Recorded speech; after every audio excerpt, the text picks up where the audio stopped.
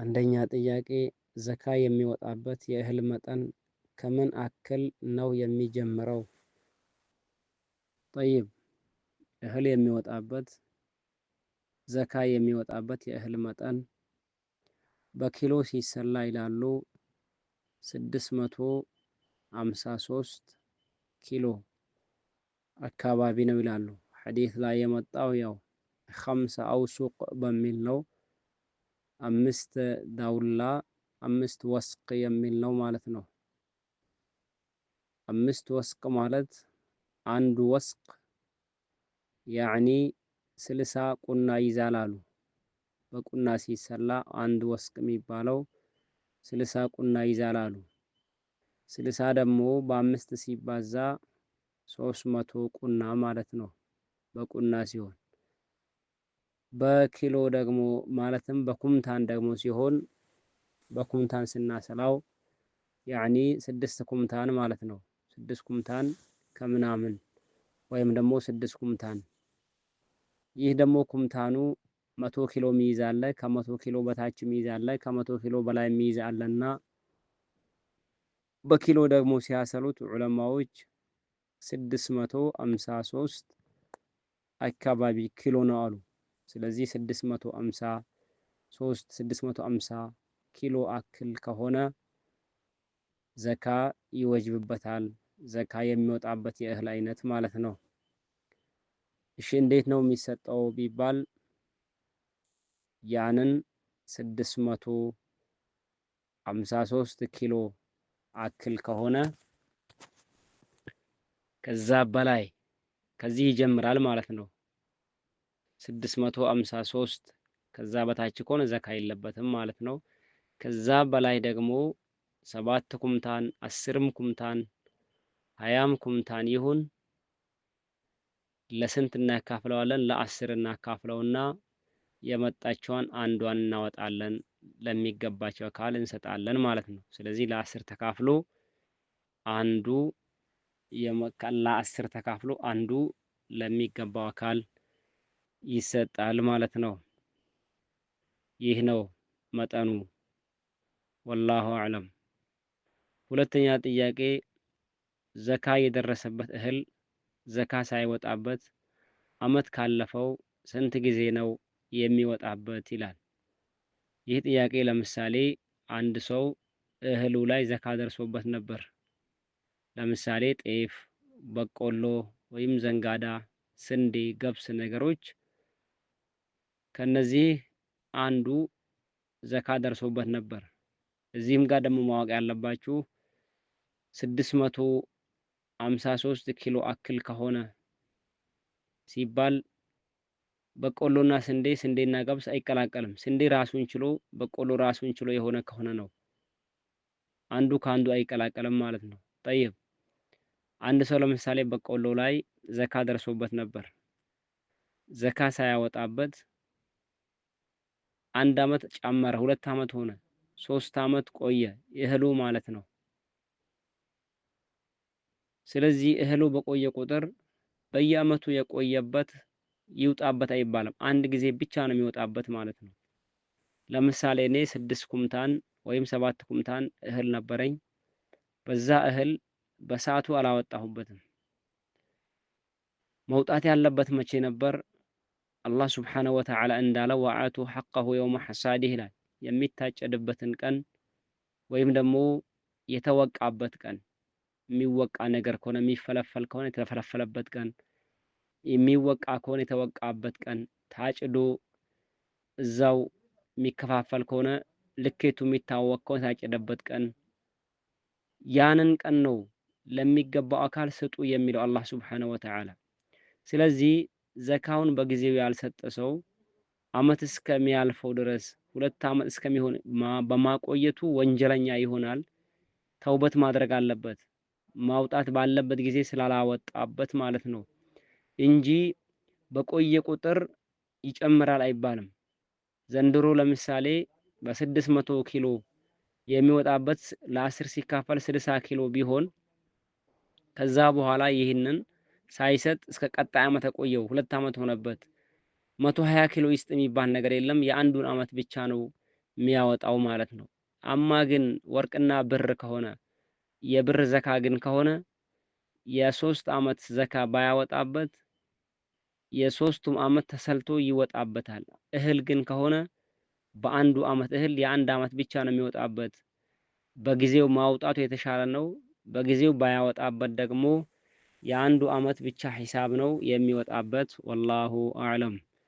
ጠይብ ሶስተኛ ጥያቄ ዘካ የደረሰበትን እህል ዘካ ሳያወጣበት የሸጠ ሰው ብሩን ማውጣት ይችላል ወይስ እህሉን ገዝቶ ነው ማውጣት ያለበት ይላሉ። ዘካ የደረሰበትን እህል ዘካውን ሳያወጣ እህሉን መሸጡ ስተት ነው። ይህም አንድ ወንጀል ነው። ተውበትና ኢስቲግፋር ማድረግ አለበት ይህንን ድርጊት የፈጸመ ሰው። ብዙ ጊዜ ሰዎች ነገ አወጣለሁ ዘካ ከነገ ወዳ እያሉ ያኒ ሸይጣን ያታልላቸውና መጨረሻ ላይ እህሉን ይሸጡታል ወይ በልተው ይጨርሱታል። ይህ የሰው ሐቅ ነው። ዘካ እህል ደርሶበት ዘካውን ባናወጣ፣ ብርም ደርሶበት ዘካውን ባናወጣው ያ ደርሶበት ያላወጣ ነው የሰው ሐቅ ነው ምን በላው የቂያም ቀን ያስጠይቀናል ማለት ነው። ስለዚህ ዘካ የደረሰበትም ሰው እንደደረሰበት ታጭዶ እንደገባ ወይም ተወቅቶ ወደ ኩምታን እንደገባ ሂሳቡን አስልቶ ምን ያክል እንደሚወጣበት ወዳው መስጠት ነው። ሸይጣን ያታልለናል፣ ነፍሲያ ደግሞ ታሸንፋለች። ጠይብ የዘካ እህል ደርሶበት ሳያወጣበት እህሉን የሸጠ ሰው ምን ማድረግ አለበት? የሸጠበትን ብሩን ማውጣት አለበት ወይስ እህሉን? በዚህ ዙሪያ ላይ ዑለማዎች የሸጠውን ብሩን ማውጣት አለበት ይላሉ። መሆን የነበረበት በእህል ዘካ የእህል ዘካ የደረሰበት ሰው እህሉን ነው የሚያወጣው። ሰሞኑን እንዳሳለፍ ነው በሰፊው ማለት ነው። የብር ዘካ የደረሰበት ብሩን ነው የሚያወጣው።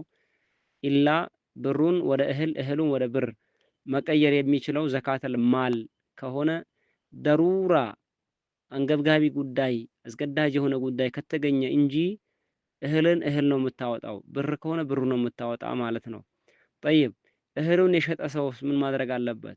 ለምሳሌ 3 ኩምታን ዘካ ደርሶበት ነበር። ካመረተው ምርት 3 ኩምታን የዘካ ነበር ሂሳቡ ሲሰላ፣ አጠቃላይ ሁሉንም ሸጠው። ይህ ሰው ምን ማድረግ አለበት? የሶስቱን ኩምታን ዋጋ ብሩን አስቦ ለሚገባቸው አካል መስጠት ነው።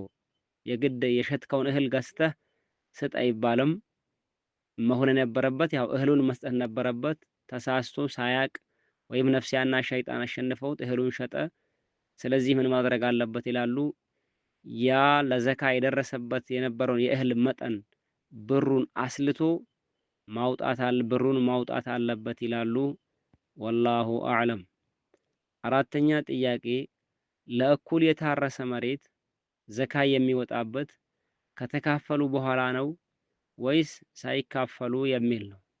ጠይብ ለእኩል ማለት እንግዲህ ሰውየው መሬት አለው፣ ሌላኛው ደግሞ መሬት የለውም፣ ጉልበት አለው፣ በሬዎች አሉት።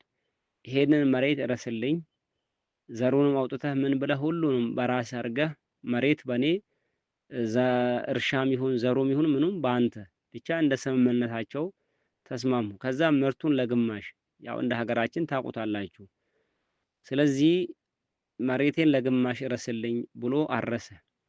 ከዛ በኋላ በዛ መሬት ላይ የወጣው እህል ለምሳሌ ቅድም እንዳልነው 650 እስከ 700 ኪሎ አመረተ ሰውየው። 7 ኩምታን አመረተ እንበል ወይም 6 ኩምታን አመረተበት። ከተካፈሉት 3 ኩምታን ነው ሊደርሳቸው። ማለትም 7 ኩምታን ቢሆን 3 ኩምታን ከግማሽ ነው የሚደርሳቸው። በጋራ ግን ከሆነ 7 ኩምታን ነው ዘካ ደርሶበታል። ስለዚህ ዘካውን ሳይካፈሉ ማውጣት ያለባቸው ወይስ ከተካፈሉ በኋላ? ከተካፈሉ በኋላ አይደርስባቸውም ትንሽ ስለሆነ ማለት ነው። ስለዚህ ይህንን ዑለማዎች ይላሉ የግማሽ መሬት የግማሽ እህል ከተካፈለ በኋላ ነው ዘካ የሚወጣበት። ከተካፈሉ በኋላ ዘካ የደረሰባቸው ከሆነ ሁሉም የራሱን ያወጣል። ለምሳሌ 6 ኩምታን ወይም ደግሞ 7 ኩምታን አምርቶ ነበር ማለትም 12 ኩምታን አመረተ ሰውዬው፣ ወይም 14 ኩምታን አመረተ በጋራ መሬት ላይ ማለት ነው። ከዛ በኋላ ሲካፈሉ 7 ኩምታን ደረሳቸው። ሁሉም በራሱ ያወጣል። ሲካፈሉ ደግሞ ለዘካ ያልደረሰ ከሆነ ለአንዱ የደረሰው ድርሻ ለዘካ ያልደረሰበት ከሆነ አያወጣም። ስለዚህ በአጭሩ ለጋራ ለግማሽ የታረሰ መሬት ዘካ የሚወጣበት ከተካፈሉ በኋላ ሁሉም የራሱ ዘካ የደረሰበት ከሆነ ነው እንጂ በጋራ ሳይካፈሉ ዘካ ደርሶበታል ተብሎ አይወጣም። ይህ ነው ትክክለኛ ከመረጃ አንጻር ያለው ይላሉ። የኻለፉ ያው ቢኖሩም ትክክለኛው ግን ከመረጃ አንጻር ይህ ነው ይላሉ። ከበጎችና ከፍየል ከከብቶች ከግመሎች በተቃራኒ ያ ለግል ራሱ ቻለ ሕክም አለው። በጋራ የሚያረቡ እርባታ የሚሰሩ ሰዎች ዘካቸው ሳይካፈሉት በጋራ እያለ ነው የሚወጣው። ይሄ ራሱን የቻለ ሕክም አለው። የእህሉ ራሱን የቻለ ሕክም አለውና ይህንን የእህሉን ከእንስሳዎች ወስደን መቀየስ የለብንም፣ ማቆራኘት የለብንም። ስለዚህ እህል ለእኩል ያዘራ ሰው ከተካፈሉ በኋላ የተካፈሉት የዘካ መጠን የደረሰበት ከሆነ ያወጣሉ። ሁሉም ራሳቸው ከተካፈሉ በኋላ ያልደረሰባቸው ከሆነ አያወጡም እንጂ በአንድ ላይ ሳይካፈል ዘካ ደርሶበታል ተብሎ አይወጣበትም። ስለዚህ ይህ ነው ወላሁ